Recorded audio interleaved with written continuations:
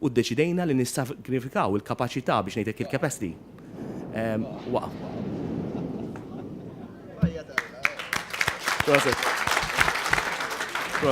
Waqgħu wkoll is-saqaf tat-tank, proset.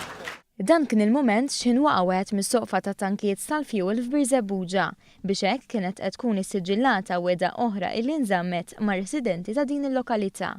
Żjara mill-Prim Ministru Joseph Muscat u l-Ministru Konrad Mizzi immarkat l-ewwel fażi ta' twaqqih ta' tankijiet tal-fuel f'Biżebbuġa.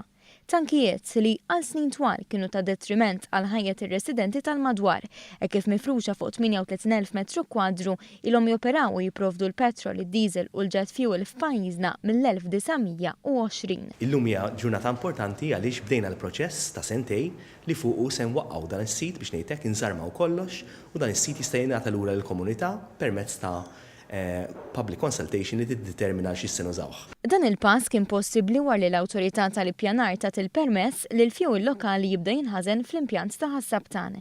L-impjant sa issa kien jintuża biss għal bunkering u diġà għandu tankijiet taħt l-art. Sitwazzjoni li tfisser sagrifiċċju tintortu finanzjarju għall-Enemed. Iżda dan kollu fi kliem il-Prim Ministru Joseph Muscat juri kemm in-nies jiġu qabel il-flus. Dan il-proċess li mistenni jieħu madwar sentejn se jaraw wkoll li twaqqih tal-uffiċċji tal-Enemed bl-impjegati se jkomplu l-ħidma tagħhom fl-uffiċini antiki tal-Ermalta temporanjament.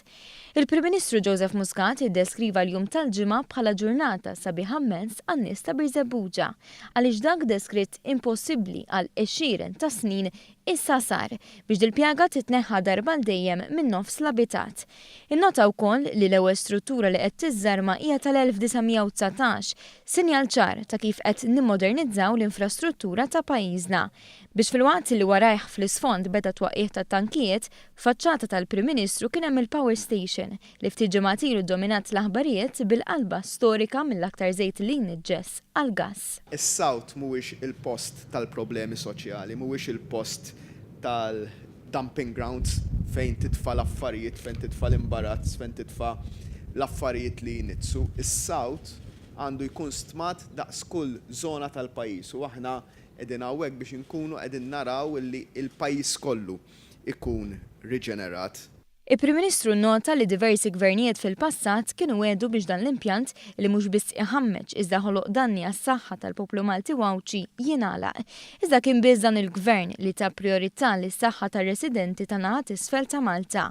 Permezz ta' dan il-pass se jkun qed jitnaddaf ukoll wied dalam, wied naturali li wara li jżarmaw it-tankijiet ikun jista' jintuża wkoll bħala park naturali.